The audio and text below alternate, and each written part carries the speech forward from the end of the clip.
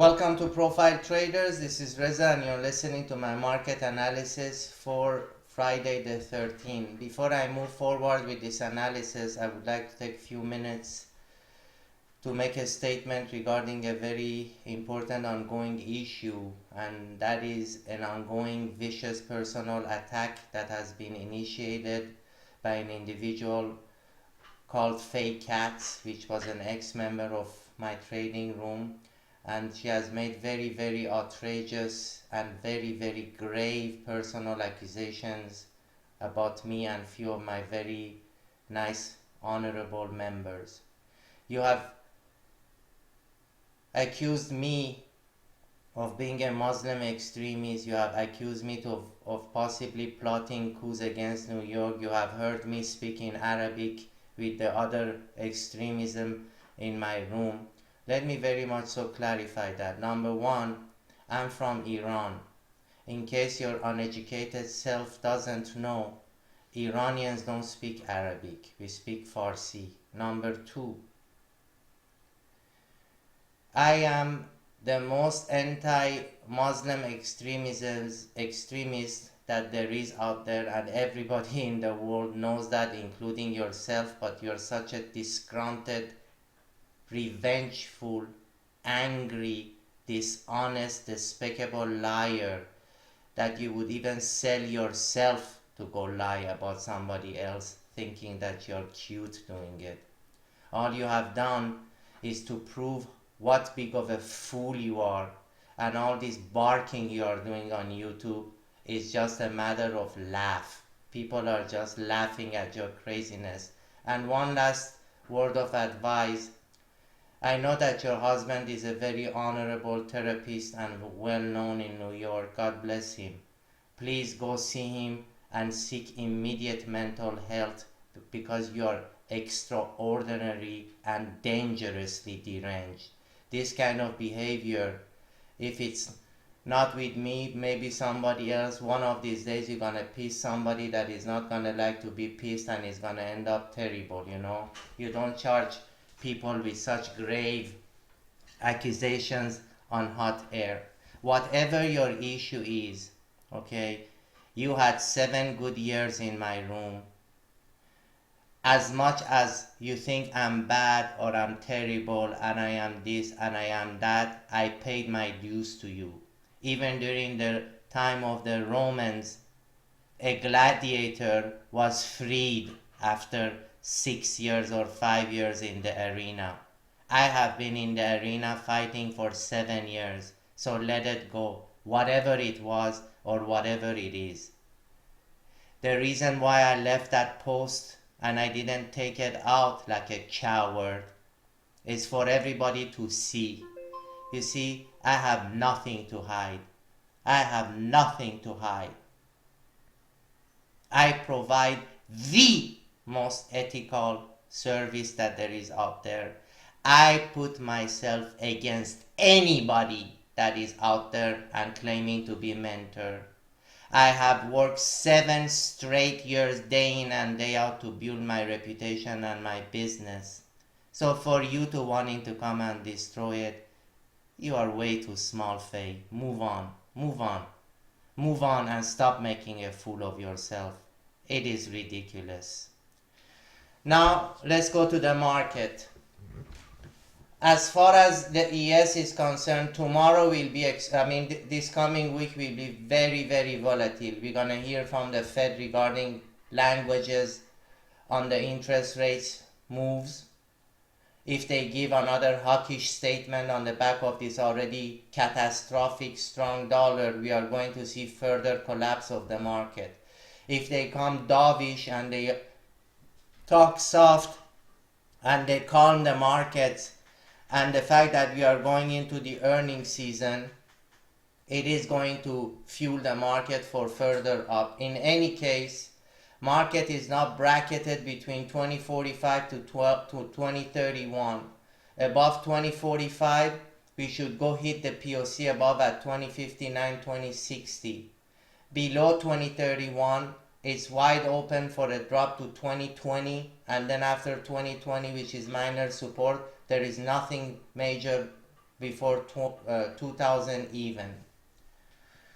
As for crude, I told you I personally believe that $47, $48 range was very fair. And I based myself on report that I was reading from OPEC and from few other sources of analysis where they were telling that not even 2 weeks ago that this lower price has created an excess demand which was starting to create again possible shortage of oil.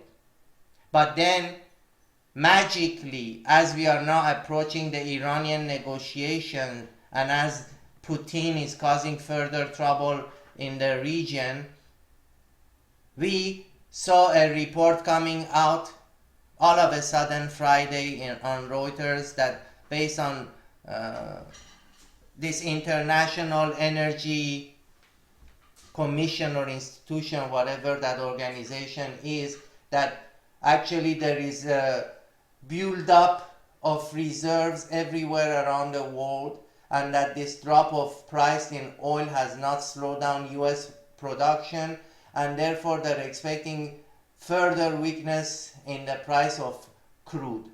Now my question is that why didn't they tell us this 4 or 5 days ago when price was at 53, 54?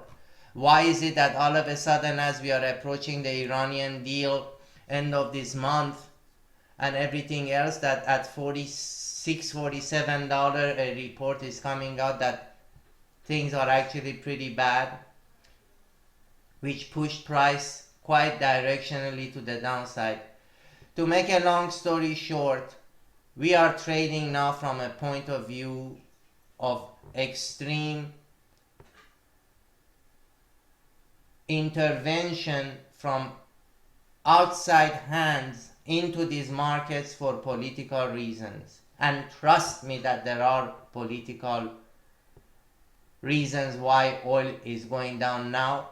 The most logical thing would be to pressure to the max Iranian to not give us the worst possible deal, which I believe we will end up getting the worst possible deal, in my personal opinion, because this president is such a clueless leader that as long as there is a deal on the table, that's all that matters, so that he can tag that to his legacy, the same disgusting legacy that Jimmy Carter gave us with the Iranian Revolution.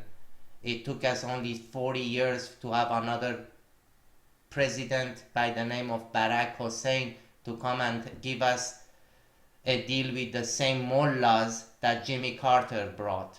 What a coincidence. He will be the first president of the United States to legitimize a regime that hangs people from crane, that rape girls, that throw acids to the face of women in the street because they don't cover their face, that imprison opponents, and now we are going to be their BFF and sign the most disgusting deal with them. But in order not to get too big of a disgusting deal, if oil is very low, it will pressure them somehow. So keep that in mind, that analysis based on supply and demand of reports on the market has very little bearing when you are in the business of instruments being so badly manipulated for political reasons. So below 44.70, I really don't know what to expect, but I know that above 45.50, I am expecting 45.90 and then 46.30. These are the upside target if we can clear past 45.5. As for gold, last report I made a little fun that no matter what happens, there is one asset that needs to be destroyed and punished, that is gold. And now it seems again, as of right now, that we have built some support from these levels 1146 to 1149, and that as long as this level holds, the upper bracket is 64 to 66.